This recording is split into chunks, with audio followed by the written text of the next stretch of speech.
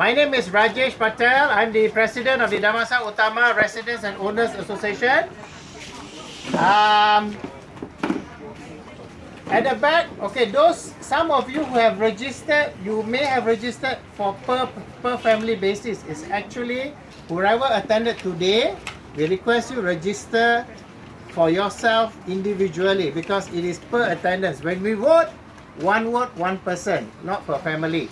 So likewise, those who have not registered, please, at least we have a record how many attendance for today's gathering. Clear? So please, those who have not had a chance to register your name, please do so later on. The petition, as I mentioned, of course, you have to hear out what is the whole purpose of this gathering before you decide to sign everything or sign it blindly. So that's what we are here to discuss. Okay, as I said, on behalf of the Damansara Utama Residents Association, we welcome all of you, all our residents here, our friends, our neighbors. This is a very informal gathering. Informal in the sense, it is for us to discuss and also to find a solution how best to move forward with the proposed LRT3 alignment. YBU, please give a big round of applause.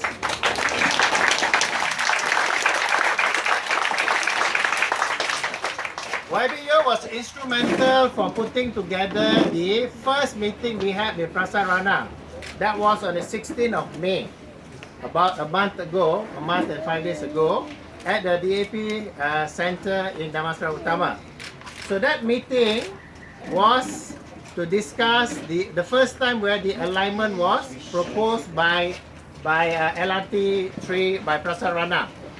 So moving forward from that discussion, we have formed a focus group, a small committee made up of residents from Damansara Utama, from Road 42A, from Road 36, from Road 13. This is just a core group. Now we intend to have a formal meeting with a wider segment of the residents perhaps in 2 or 3 weeks time with the Prasarana people, because we have to make sure they are given all the opportunity to respond to our concerns. That is important. We cannot go and say, no, we do not want this here. We must hear them first. So let me start off by giving you a landscape as to what is so far has been happening. The first proposal was put up to DOE sometime in February, I think mid or end of February this year. When the proposal was put up, can you hear me? Yeah. Thank you very much. Okay, we're going to have a race after this. There are going to be 2 groups, senior citizen and junior group. It's okay. Senior citizen, are you all ready? We're going to have 6 people running around the field. Alright? The first winner would have lifetime LRT3 ridership, but you have to wait 5 years from now. Okay? Alright. Coming back what I was mentioning just now, the first thing happened was the consultant for Prasarana, that is ERE Consulting, they put up the report to the DOE. This is the detailed environmental impact assessment. Now, when they put up this one, it is not something which is made known to the public or made known to the residents. So, all of us did not know there was such a report out there. We only knew after 2 weeks. So, we got to know sometime in March. Immediately, we informed YBU sometime in end of March, and YBU contacted Prasarana. Because at that point of time, there was no details given to YB or for that matter anyone what was the plan. So after the first meeting or the first contact with Prasarana, subsequently YB and YB Kunikua met up with Prasarana and they disclosed whether they should be alignment, and that's where we are discussing today. So pursuant to that initial meeting, some of the residents met up with Prasarana on the 16th of May, as I mentioned earlier. Now, The original plan for LRT3 was mooted about 3 years ago in 2012. And in 2013, the first consultation was done with the residents, those with the stakeholders, which will be residents involved in the proposed alignment from Bandar Utama right up to Klang. So when that was discussed, one of the main options was to run through from one Utama station next to the one currently built, which is the MRT station, just adjacent to it, next to Sri Pantas, TV3, run through Persiaran, Bandar Utama, and go across to that, you have the main junction that goes leading to Center Point. Yeah. So you're supposed to turn left to Center Point and have a station at Center Point. Then join back to going across to where Tropicana is, and then moving forward from there. Now, if all of you, do you have a copy of the brochure? This one, can I go here? So if you look at the proposed alignment here, you will see the last part there. You see Bandar Utama, which is the one Utama station. Next one is the Damansara Utama station, followed by the Tropicana station. The original plan did not include the station at Damansara Utama. First and foremost, please remember, it is just namesake called Damansara Utama station. All these are provisional names. Only after the whole project is approved and then it goes on, then they will decide what names they want to put up. But for the time being, it is called Damansara Utama station. So the original plan was not to come through the river reserve here from Route 42A at the back here to go towards the riverside of Route 13 and going down to Paradisa. That was never in the equation. That was the third option. The first option was, as I mentioned just now, towards Persiaran Bandar Utama, turning left to Center Point. The second option was, again Persiaran, but instead of turning further down, turn left where you have the Shell station.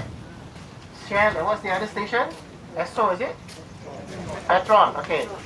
Immediately after that, that is Jalan Masjid. You see the Pelangi Utama? So supposed to be, that was the other alignment, going towards the Spring Highway and then joining across Boulevard. Then join back to Tropicana. So the third option is the option which they have now decided to promote in terms of the alignment for the LRT3. Now, at the meeting on the 16th, first and foremost, we have to make it very, very clear. Damansara Utama, at least we represent the residents of Damansara Utama. We are not against LRT3. We are not against the whole project called LRT3. What we are very concerned is the proposed alignment over Damansara Utama, which is at the back of here where we are today. That is our main concern. At the meeting on the 16th, the representative from Prasarana were very forthright.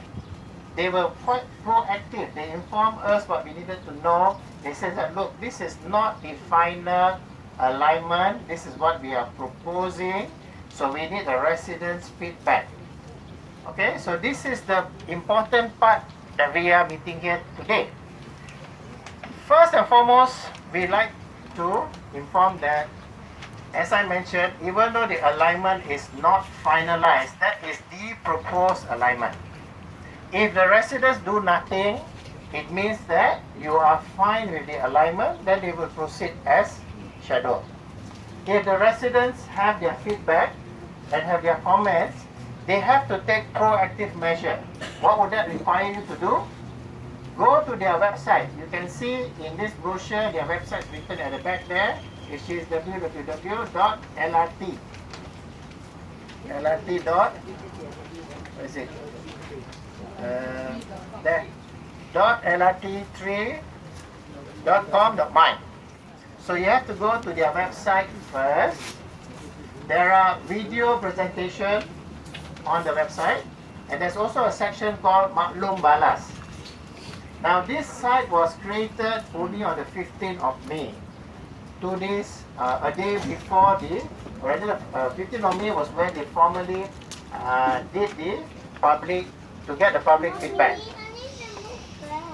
So on the 15th, so you will notice that the LRT3 website is still in Bahasa Malaysia.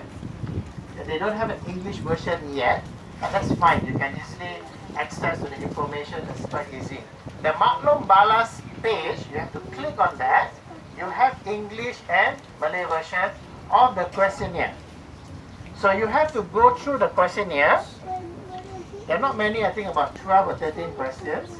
And put up at the last column, at the bottom, it will ask your opinion. What do you think about LRT3? So that is, all of us here are very mature folks. We have our own ideas, our own opinion. By all means, write down what you feel. No one should pressurize you to say, no, we do not want LRT at all. That is up to you. You have to decide. That is where the feedback is all about. You need to give your feedback to the authorities, which is Prasarana. If the feedback is not forthcoming, they will assume everything is hunky-dory, everything is fine. So first step we have to do is get to the website and